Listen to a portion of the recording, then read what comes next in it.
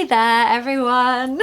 Welcome back to English with Catherine. Can you believe it? I've got 100,000 subscribers. 100,000 people! That's like, I don't even know how to process that.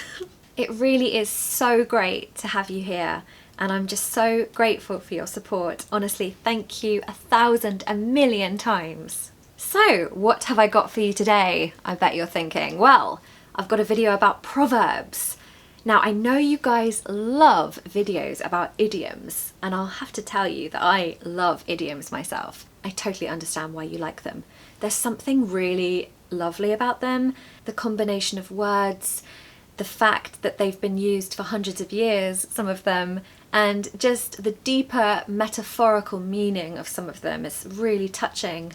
Really heartwarming. So a proverb is a small saying that very accurately conveys a message, a piece of advice, something that will help you in life. And really, these proverbs, these pieces of advice, make up the backbone of society and how you should live your life. Some of them are so obvious and moral and just really good advice for how to win at life and how to really be a good human being.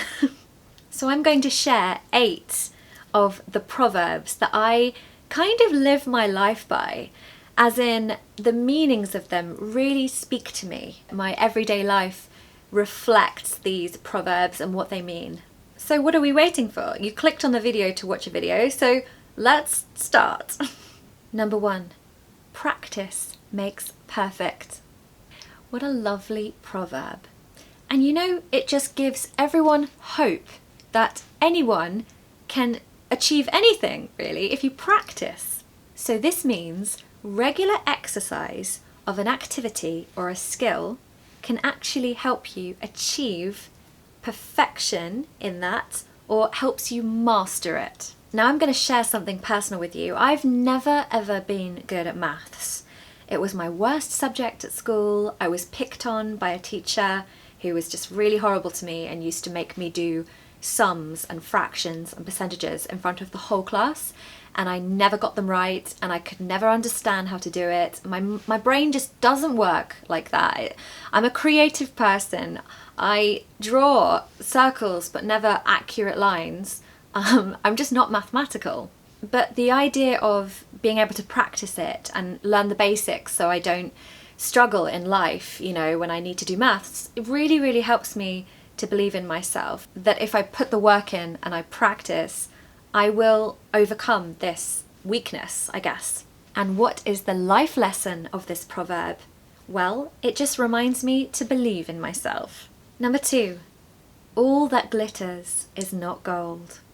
The meaning is, all that looks beautiful and perfect on the outside doesn't necessarily mean that it's perfect and beautiful on the inside. So in other words, the attractive external nature of something is not necessarily a reliable indication of the true nature of something. And you know what? This is such a useful proverb for me especially, because I'm quite a trusting person, okay? The word is naive.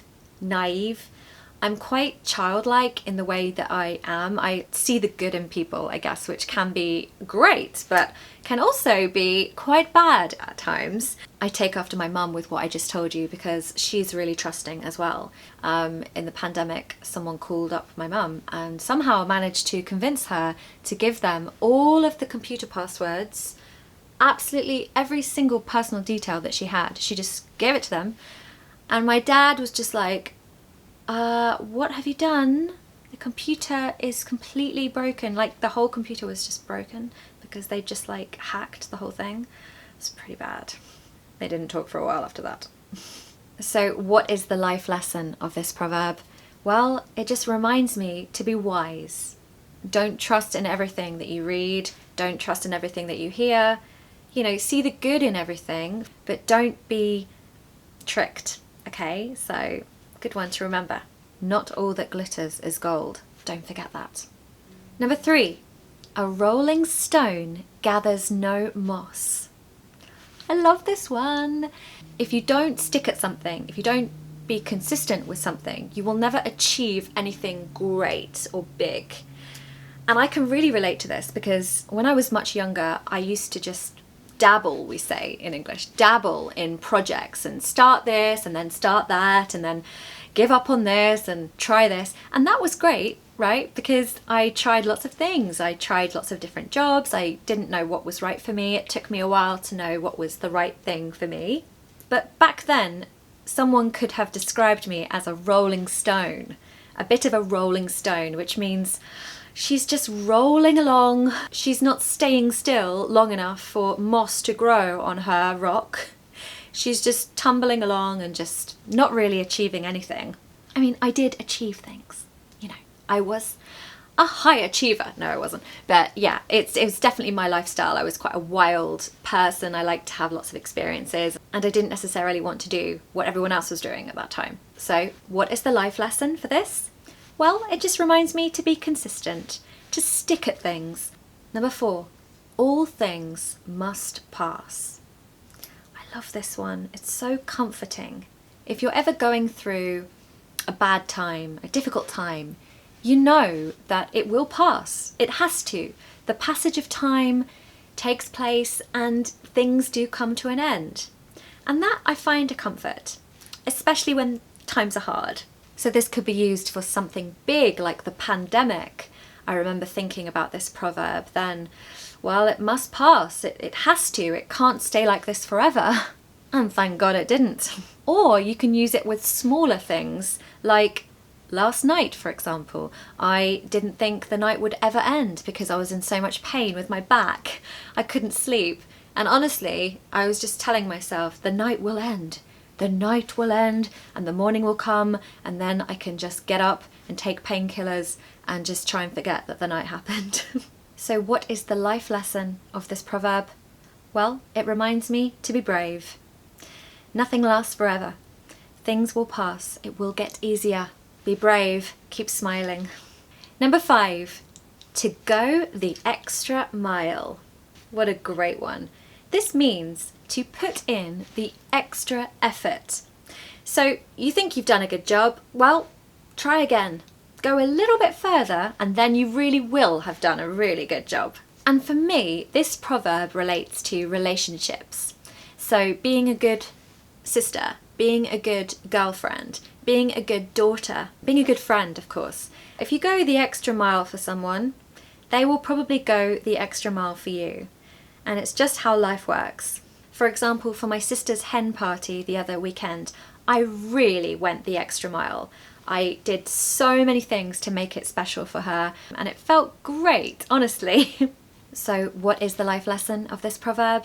Well, it just reminds me to look after the relationships in my life, my loved ones, to make sure I treat them with the absolute utmost respect and go the extra mile when necessary. Number 6, if you snooze, you lose. Now this one is technically, according to Google, an idiom. But, you know, it just snuck its way into this list and I hope you don't mind. I just love this one. Okay, so snooze means sleep, okay? So basically it means if you sleep, you lose out on an opportunity. So basically if you don't take the opportunity will go and be gone forever and you will lose out. But you can use this with job opportunities, you know? You've got to get in there quickly if you see a job that you really want. You've got to apply quickly because lots of other people will probably be applying. This is especially important in London. If you snooze, you lose. Wow, that couldn't be a more important proverb or idiom for London life. It's very competitive and it teaches you to just be at the top of your game and just be, you know, really switched on. So what does this proverb / idiom teach me? What is the life lesson? Well, it's to be alert, to be switched on. I'm someone that is maybe a little bit dreamy, thinking about fairies and birds and then I'm like, no, if you snooze you lose. You've got to be aware of the opportunities, all the things that could be great, you know, just be alert, aware and keep your eyes open. Number 7, once bitten, twice shy. Now this means if you're bitten, it means to be actually like, you know, someone's jaw, some things, like a dog or a wolf or a bear, jaw around you, you have been bitten by something, after that you're going to be more scared of that because you've had that experience. You're going to be more wary of that happening again. Now, this proverb is really important to me because it just reminds me to sort of learn from my experiences as we're going through this life on earth as human beings, to try not to make the same mistake twice. Sorry, there's some kind of crazy rocket about to launch or land. Can you hear that? It's really weird. It's like a kind of rocket sound. Okay, so before this incident that I'm about to tell you happened, I had never been mugged, which means when someone takes your phone or your wallet off you when you're walking along. Nothing like that had ever happened to me. No one had ever stolen anything from me. So I was quite like blasé about that, which unfortunately is how it is, isn't it? If it's never happened to you, you can't say once bitten, twice shy, because you don't know what it feels like for that to happen to you. But anyway, I remember I was with my friend and we parked in Chelsea in London, and I left my bag on the front seat of the car, sorry, to my friend. So someone saw my handbag on the seat and smashed the window to take it, to steal it. And I remember when we came back to the car, I was so confused that it had happened. I was just so like shocked. I was like, really? Like did that actually happen to me? Like, why? I mean, the funny thing is I had just started out as a teacher in London then, and all I had in the bag was just textbooks. There was nothing valuable in the bag at all. Funny. Once bitten, twice shy. Now, when I go somewhere, I make sure that I don't ever have my bag on display if I'm going to leave the car. I never leave anything valuable on the seat because it's just asking for trouble. So what does this proverb teach me? Well, it teaches me to learn from my mistakes, to just be aware of this life experience and try not to make mistakes twice. Number 8, the last one. Rome wasn't built in a day. Really nice one. Really good to remind ourselves of this occasionally, right? Rome was not built in a day, meaning it takes time to build good things. In fact, if you think about it, everything good takes time. Cooking, I've noticed. If you try and cook something really quick, it's going to be nice, it's going to be very convenient, it's going to be very easy, but is it going to have the depth of flavour, the depth of quality that some people strive to achieve? And, you know, I remember when I was living in Spain and they made paella, and that would take hours, and it was so delicious. Wow, I missed the paella of Spain. Back to the point. Good things take time. So if you're struggling in life, just remind yourself of that, because I do. So give whatever you're working on some time. Just give it time. Do it the favour of investing your time in that, and I promise you, it'll be better for it. So what does this proverb teach me? What is the life lesson? Well, it reminds me to be patient. Patience is key.